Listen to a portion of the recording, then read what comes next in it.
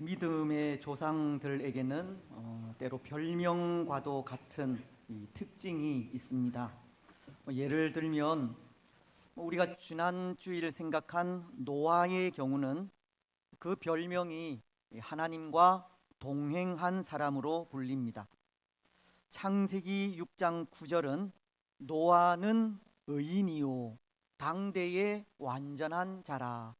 그는 하나님과 동행하였으며, 노아는 하나님과 동행했다는 말씀을 하시면서 그 별명이 하나님과 동행한 사람으로 불리게 된 것입니다. 또 요셉이라는 사람은 꿈꾸는 자라는 별명으로 불리게 되었고, 또 모세는 온유한 사람으로 불리게 되었습니다. 다윗은 하나님의 마음에 합한 자라는 별명으로 불리게 되었는데요, 사도행전은 13장 22절을 통해 이렇게 말씀하시기 때문입니다. 패하시고 다윗을 왕으로 세우시고 증언하여 이르시되, 내가 이새의 아들 다윗을 만나니 내 마음에 맞는 사람이라, 내 뜻을 다 이루리라 하시더니. 그리고 이 선지자들 중 이 예레미야 선지자에 대해선 이런 선지자라고 부르지 않았습니까? 눈물의 선지자. 예레미야는 죄로 인해 멸망해가는 이 조국 유다를 바라보고 밤낮으로 울며 하나님께 기도한 사람이기에 눈물의 선지자로 부르게 된 것입니다. 이렇게 믿음의 사람들은 각기 그들이 살다 간 삶의 특징이 있고, 그 특징이 곧 별명이 되기도 한 겁니다. 여러분, 그렇다면 오늘 우리에게 하나님께서 이 별명을 붙이신다면 어떠한 별명을 붙이시겠습니까? 우리가 듣고 싶어하는 별명 말고 우리 사는 믿음의 특징을 보시고 하나님께서 별명을 붙이신다면 어떠한 별명을 붙이시겠습니까? 하나님만이 알 수 있을까요? 물론 하나님만이 아시겠지만 때로 하나님께서 나를 어떤 사람으로 부르실지 잘 모르겠다 생각이 되시면 그것은 어쩌면 우리 믿음의 삶에 아무런 특징도 없다는 것을 말하는 것이 아닌가 생각이 됩니다. 그렇지 않습니까? 말이 나온 김에 우리 사는 믿음의 특징을 살펴서 이 별명을 좀 만들어 보는 것도 의미 있는 일이라 생각합니다. 그래서 우리 중에 우리가 어떤 장로님을 생각하면 그분은 헌신의 사람, 또 어떤 권사님을 생각하면 그분은 기도의 사람, 또 어떤 집사님을 생각하면 그분은 순종의 사람, 이러한 믿음의 특징들이 있었으면 좋겠다 생각이 됩니다. 여러분, 오늘 우리가 생각하고자 하는 믿음의 사람도 그 별명이 있지 않습니까? 오늘 우리는 아브라함에 대해 생각을 하고자 하는데요, 이 아브라함에게는 어떠한 별명이 있었습니까? 믿음의 조상이라는 별명이 있었습니다. 아브라함은 그가 가진 믿음으로 믿음을 가진 후 시대 사람들의 조상이 되었다는 겁니다. 이것은 오늘 우리가 가진 믿음이 아브라함이 가진 그 믿음으로부터 시작한다는 것이고, 또 이것은 아브라함이 가진 믿음이 얼마나 중요한 믿음인지를 보여주고 있는 겁니다. 그가 가진 믿음은 오늘 우리가 본받아야 할 믿음의 기초요 본보기라는 겁니다. 그래서 오늘 우리는 또 한 분의 믿음의 사람, 아브라함을 생각하면서 아브라함이 가진 믿음을 생각하려고 하는데요. 그런데 여러분, 이 아브라함이 가진 그 믿음은 먼저 그 시작이 하나님으로부터 시작하는 것을 볼 수 있습니다. 그는 아브라함은 자신의 필요에 의해서 자신이 먼저 하나님을 찾은 것이 아니라 하나님께서 그에게 찾아오시는 데서부터 그 믿음이 시작되었다는 겁니다. 물론 이것은 아브라함에게만 있는 모습이 아니라 기독교 구원의 역사가 다 이렇게 시작합니다. 하나님께서 먼저 찾아오시는 겁니다. 오늘 우리도 그렇지 않습니까? 어쩌면 우리는 내가 하나님을 원하고 내가 갈급히 하나님을 찾아서 하나님을 만났다, 그렇게 말할 수 있을지 모르지만 결코 그렇지가 않습니다. 어떠한 경로를 통해서든 하나님께서 우리에게 먼저 찾아오셨고 우리는 하나님의 부르심에 응답한 것뿐입니다. 그래서 요한 1서 4장 19절은 이렇게 말씀하시는 겁니다. 우리가 사랑함은 그가 먼저 우리를 사랑하셨음이라. 하나님께서 우리를 먼저 사랑하신 겁니다. 바울 된 사울의 경우도 그런데요. 하나님께서 사울이라는 청년을 찾아오실 때에도 그가 예수님을 사모하여 만나기를 원한 것이 아니라는 겁니다. 오히려 그는 다메섹으로 기독교인들을 잡으러 가다 그 길 위에서 그에게 찾아오신 예수님을 만나게 되었습니다. 그래서 성경은 그때의 상황을 이렇게 말씀하고 있는 겁니다. 사도행전 9장 1절로 2절을 통해서입니다. 사울이 주의 제자들에 대하여 여전히 위협과 살기가 등등하여 대제사장에게 가서 다메섹 여러 회당에 가져갈 공문을 청하니 이는 만일 그 도를 따르는 사람을 만나면 남녀를 막론하고 결박하여 예루살렘으로 잡아오려 함이라. 사울이 기독교인들을 붙잡기 위해 대제사장의 공문을 받아들고 다메섹으로 가는 장면을 보여주는 말씀으로 그때 그에게 이러한 일이 일어남을 전해줍니다. 3절을 통해서인데요. 사울이 길을 가다가 다메섹에 가까이 이르더니 호련히 하늘로부터 빛이 그를 둘러 비추는지라. 호련히 하늘로부터 빛이 그를 둘러 비추는지라. 예수님이 사울을 찾아오신 것을 증거하는 겁니다. 바울 된 사울도 그가 예수님을 사모하여 찾을 때 예수님을 만난 것이 아니라 오히려 그가 기독교인들을 박해할 때, 그가 죄인 중에 괴수로서의 삶을 살 때, 그때 하나님은 그를 부르신 겁니다. 오늘 우리도 우리의 필요에 의해서가 아니라 하나님의 필요에 의해서 부름을 받은 것입니다. 그래서 하나님의 부르심에는 두 가지가 있습니다.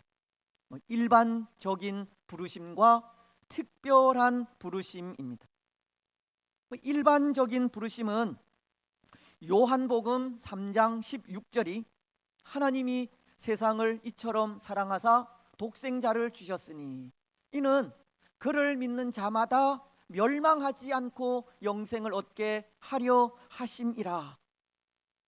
하나님께서 독생자이신 예수님을 구원자로 보내시고 성령님을 통해 나의 구주로 믿게 하심으로 부르신 부름을 말합니다. 아마 오늘 우리 대부분의 사람들이 바로 이러한 일반적인 부르심으로 예수님을 믿게 된 경우라 생각합니다. 어떤 경로를 통해서든 하나님은 우리에게 예수님을 만날 수 있는 환경을 만들어 주셨고 그 환경 속에 성령님이 우리 가운데 역사하심으로 예수님을 믿게 된 그런 부르심을 받았다는 겁니다. 하지만 특별한 부르심은 하나님께서 우리 한 사람의 삶에 직접적으로 찾아오시거나 또 믿음을 가진 우리에게 찾아오셔서 지명하는 경우를 말합니다. 특히 구약시대 같은 경우는 왕이나 제사장이나 선지자들이 부르심을 받는 것과 같은 경우이고, 신약의 경우는 앞서 말씀드린 사울을 부르시는 장면을 생각하면 될 것 같습니다.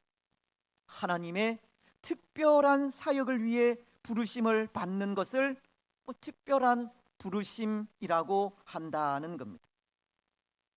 오늘 아브라함의 경우가 그런 경우인데요, 아브라함도 하나님의 특별한 부르심을 받은 경우로 그 시작이 먼저 하나님께서 불러주시는 것으로부터 시작한다는 겁니다. 아브라함을 향한 하나님의 부르심은 하나님의 특별한 부르심이라는 겁니다. 그래서 오늘 8절은 이렇게 말씀합니다.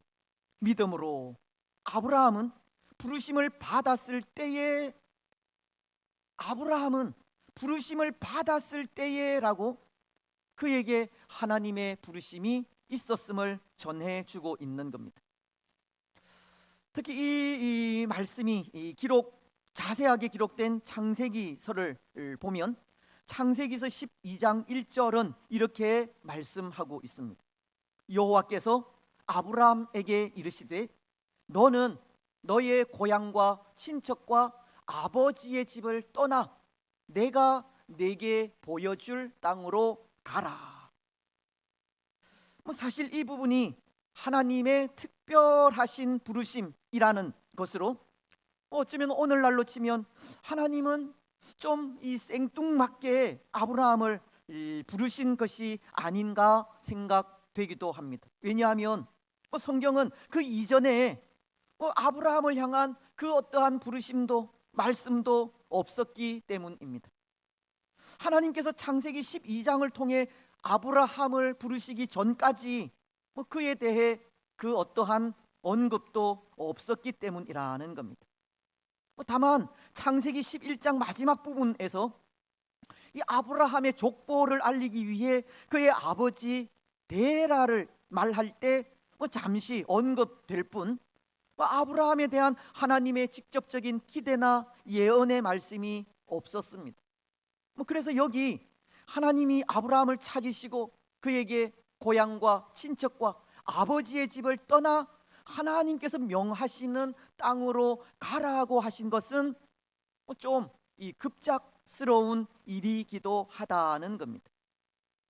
그리고 창세기 12장 1절이 말씀하는 여호와께서 아브라함에게 이르시되라는 이 말씀도 이 원문을 그대로 직역하면 그때에 여호와께서 아브라함에게 말씀하셨다라고 직역을 할 수 있는데요, 이 말씀은 마치 권유하듯이 너는 너의 고향과 친척과 아버지의 집을 떠나 내가 네게 보여줄 땅으로 가겠느냐라고 하는 표현이 아니라 너는 너의 고향과 친척과 아버지의 집을 떠나 내가 네게 보여줄 땅으로 가라고 하는 일방적인 명령의 말씀입니다. 무슨 말씀이냐 하면 하나님은 아브라함을 부르실 때 하나님의 특별한 목적을 가지고 찾아가셔서 부르신 부름이라는 것을 말하는 겁니다. 때로 권유나 요청이 아니라 하나님을 위한 특별한 목적으로 찾아가셔서 일방적으로 가라는 명령을 하셨다는 겁니다. 그런데 여러분, 여기 참 중요한 것이 있습니다. 때로 하나님이 어떻게 사람에게 찾아오시고 어떻게 부르시는지도 중요하지만 정작 중요한 것은 그 명령을 들은 사람의 반응입니다. 하나님의 명령을 들은 사람의 반응이 그 사람의 믿음을 결정한다는 겁니다. 믿음은 말씀에 대한 반응으로 나타난다는 겁니다. 사실 아브라함의 경우 비록 그가 사전에 하나님께 기도하고 교제하던 관계라고 해도 이런 갑작스런 명령 앞에는 주저하는 마음을 가질 수 있는 겁니다. 그렇지 않습니까? 혹 오늘 우리도 기도하는 중에 이방 땅을 향한 선교사로 부르시는 하나님의 마음을 느끼게 된다든지, 아니면 긍휼히 여기는 마음을 주셔서 주위 고통받는 사람들이 있는 환경과 그 현장으로 가게 하셔서 그들을 돕게 하실 때 그것을 깨닫고서도 쉽게 움직일 수 없는 것처럼 아브라함도 그럴 수 있는 일이라는 겁니다. 아무것도 없는 곳으로 무작정 가라고 명령하실 때 망설여지는 것은 당연한 일이라는 겁니다. 그래서 하나님 앞에 그 반응이 참 중요한 겁니다. 믿음은 그 반응으로 나타나기 때문입니다. 그런데 여러분, 오늘 아브라함은 하나님의 그 명령 앞에 어떠한 반응을 보이고 있습니까? 8절을 다시 보시면 이렇게 말씀하고 있습니다. 믿음으로 아브라함은 부르심을 받았을 때에 순종하여 장래의 유업으로 받을 땅에 나아갈새 갈 바를 알지 못하고 나아갔으며, 아브라함은 순종하였다라고 전하고 있습니다. 그것도 그가 유업으로 받을 땅이 어딘지 알지 못하지만 그 알지 못하는 땅을 향해 나아가는 순종의 모습을 보인 겁니다. 그는 하나님의 명령에 즉각적인 순종을 보이게 된 것입니다. 동일한 말씀인 창세기 12장은 아브라함의 그 즉각적인 순종의 모습을 더욱 명확하게 보여주는 것이 12장 4절을 통해서인데요, 이렇게 말씀하고 있습니다. 우리 이 말씀을 함께 읽었으면 좋겠습니다. 시작. 이에 아브라함이 여호와의 말씀을 따라갔고 롯도 그와 함께 갔으며 아브라함이 하란을 떠날 때에 75세였더라. 아브라함은 여호와의 말씀을 따라갔다라고 합니다. 그것도 75세에. 근데 여기 따라갔다고 하는 말은 이 조건 없는 순종을 말하는 말입니다. 아브라함의 순종에는 어떠한 조건을 붙인다든지 주저함이 있었던 순종이 아니라는 겁니다. 아브라함의 순종은 즉각적이고 단호한 순종으로 자기 자신의 이익을 위하여 계산을 한다든지 또는 앞뒤를 잰다든지 하는 그런 모습이 아니라 하나님께서 말씀하시니 그 즉각 순종한 것을 말하고 있는 겁니다. 그렇습니다. 사랑하는 여러분, 아브라함의 순종은 즉각적이었습니다. 단호한 순종이었습니다. 조금의 주저함도 없는 명확하고 분명한 순종이었습니다. 그는 즉각적으로 말씀에 즉각적으로 순종하는, 반응하는 그런 믿음을 가진 겁니다. 그래서 사실 아브라함은 그가 하나님 앞에 보인 모든 모습들이 항상 이런 모습이었습니다. 그는 하나님께서 가라고 하시면 두말 하지 않고 갔습니다.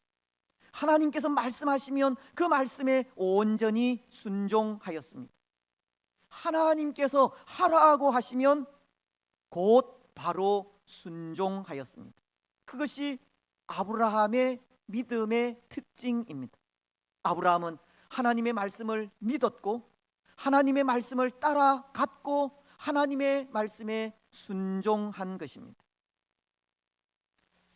그런데 여러분, 여기 궁금한 것이 있지 않습니까? 그것은 그렇게 즉각적으로 반응하는 아브라함의 믿음이 과연 어디에서 나왔을까 하는 겁니다. 조금의 주저함도 없는 그 단호한 순종이 도대체 어디에서 나온 것일까 하는 겁니다. 여러분, 그 순종이 어디에서 나왔겠습니까? 저는 아브라함의 그 믿음을 창세기 19장에서 찾을 수 있다 생각합니다. 창세기서 19장은 죄악의 도성인 이 소돔과 고모라 성이 하나님의 심판을 받아 멸망하는 장면의 말씀인데요, 그 말씀 중에 27절로 28절은 이렇게 말씀하는 것을 읽을 수가 있습니다. 아브라함이 그 아침에 일찍이 일어나 여호와 앞에 서 있던 곳에 이르러 소돔과 고모라와 그 온 지역을 향하여 눈을 들어 연기가 옹기가마의 연기같이 치솟음을 보았더라. 말씀은 소돔과 고모라 성이 멸망할 때의 상황을 전해주면서 아브라함에 대해 이렇게 말씀하고 있는 겁니다. 그 아침에 일찍이 일어나 여호와 앞에 서 있던 곳에 이르러. 무슨 말씀입니까? 이것은 오늘날로 하면 새벽 기도를 했다는 것으로 아브라함은 그 습관이 매일 아침 하나님을 만나는 것이었다는 것을 전해주는 겁니다. 여호와 앞에 서 있던 곳에 그날 하루 아브라함이 소돔과 고모라 성의 멸망을 보기 위해 선 것이 아니라는 겁니다. 습관적으로 매일같이 그는 아침에 일찍이 일어나 여호와 앞에 선 것을 보여주고 있는 겁니다. 아마도 이것은 하나님께서 아브라함을 특별한 목적으로 부르실 그때부터 시작된 것이 아니라 하나님께서 그를 부르시기 전부터의 습관이 아닐까 합니다. 아브라함이 하나님을 알고 하나님을 만난 이후부터 이미 시작된 습관이라는 겁니다. 아브라함은 하나님을 만난 그때부터 변함없이 새벽마다 하나님 앞에 서서 하나님께 기도하며 교제하고 있었던 겁니다. 오늘 아브라함의 순종이 바로 거기에서 나온 겁니다. 변함없이 하나님을 만나는 거기로부터 나오게 되었습니다. 여러분, 오늘 우리의 순종도 거기에서 나옵니다. 변함없이 하나님을 만나는 데에서 나온다는 겁니다. 변함없이 하나님 앞에 서서 기도하는 그것에서부터 순종이 나오는 겁니다. 말씀에 대한 우리의 즉각적이고 단호한 순종은 항상 하나님을 만나는 것에 있는 겁니다. 그렇습니다. 그래서 오늘 히브리서가 계속 전하는 말씀을 보면 9절은 이렇게 말씀하십니다. 믿음으로 그가 이방의 땅에 있는 것 같이 약속의 땅에 거류하여 동일한 약속을 유업으로 함께 받은 이삭 및 야곱과 더불어 장막에 거하였으니. 아브라함에 대해 이삭과 야곱과 함께 이 장막에 거하였다라는 말씀을 하시는데요, 이것은 마치 이 땅의 삶을 장막을 걷고 언제든 떠날 수 있는 이 나그네로서의 삶을 살았다고 하는 말씀입니다. 그런데 그가 그렇게 나그네로서의 삶을 살게 된 것도 이유가 있습니다. 오늘 10절은 그것을 이렇게 말씀하고 있습니다. 이는 그가 하나님이 계획하시고 지으실 터가 있는 성을 바랐음이라. 아브라함은 장차 가게 될 그 나라, 하나님의 나라가 있다는 것을 확신했다라는 것으로 그 나라를 소망하며 살 때에, 그런데 그렇게 하나님의 나라가 있다는 것을 확신하는 것도 하나님을 만나는 그 삶을 통해서 알게 되었다라는 것을 전해주는 것입니다.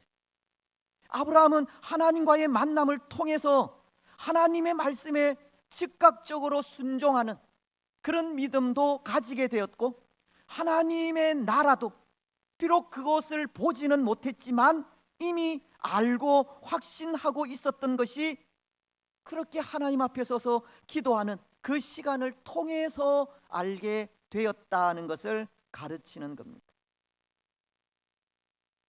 우리가 하나님 앞에 날마다 서서 하나님의 은혜를 간구하고 기도하며 하나님의 뜻을 구하는 것이 얼마나 중요한 일인지를 가르쳐 주는 겁니다. 우리가 날마다 하나님 앞에 서서 하나님 앞에 아뢰며 하나님의 뜻을 깨닫게 될 때 우리의 믿음이 참 즉각적이고 단순한 믿음이 될 수 있다는 것을 가르쳐 주는 겁니다. 그래서 때로 그런 것 같습니다. 기도를 통해서 이것 저것 따질 것 없는 믿음을 갖게 된다는 것은 단순한 믿음을 의미하는 것 같기도 하다는 겁니다. 또 믿음이라는 것은 그렇게 단순함이 필요하다는 생각도 해봅니다. 하지만 그 단순함이 요즘처럼 복잡한 시대에 생각하기 귀찮고 복잡한 것이 싫어서 가지는 단순함이 아니라 하나님을 믿고 신뢰하기 때문에 하나님께서 말씀하시는 것이라면 생각할 것도 없이 믿는 단순함을 말하는 겁니다. 하나님께서 하시는 일은 다 신뢰하기 때문에 믿는 단순함이라는 겁니다. 하나님께서 하시는 모든 일은 분명하기 때문에 믿는 단순함인 것입니다. 여러분, 오늘 우리는 어떻습니까? 우리는 하나님께서 하시는 모든 일들을 믿고 신뢰하고 있습니까? 하나님의 말씀은 분명하기에 그 말씀을 믿고 단순하게 따르고 있습니까? 시편은 19편 7절을 통해 이렇게 말씀하십니다. 여호와의 율법은 완전하여 영혼을 소성시키며 여호와의 증거는 확실하여 우둔한 자를 지혜롭게 하며. 오늘 우리는 여호와의 율법은 완전하고 확실하기에 그 말씀을 믿고 신뢰하면서 정말 말씀이 우리에게 요구할 때 그 말씀에 단순하게 따르고 있느냐 하는 겁니다. 만약 그렇게 믿고 신뢰하고 있다면 말씀 앞에 우리의 이익을 따지고 계산하며 고민할 것이 어디에 있겠습니까? 염려하고 근심하면서 걱정할 것이 어디 있겠습니까? 하나님께서 가라고 하시면 가면 되는 것이고 서라고 하시면 서면 되는 겁니다. 기뻐하라고 하시면 기뻐하면 되고 감사하라고 하시면 감사하면 되는 겁니다. 사랑하라고 하시면 사랑하면 되고 버리라고 하시면 버리면 됩니다. 복잡할 것 하나도 없습니다. 오늘 아브라함이 하나님의 말씀을 믿었기에 하나님의 말씀에 따라가고 하나님의 말씀에 순종하고 있듯이 오늘 우리도 하나님의 말씀이기에 우리가 믿고 신뢰하는 하나님의 말씀이기에 그 말씀을 믿고 말씀에 따라가며 순종하면 되는 것입니다. 그것이 오늘 우리가 가져야 할 믿음입니다. 이제 말씀을 맺겠습니다. 사랑하는 여러분, 오늘 아브라함은 하나님의 말씀에 즉각적으로 순종하는 믿음을 가졌습니다.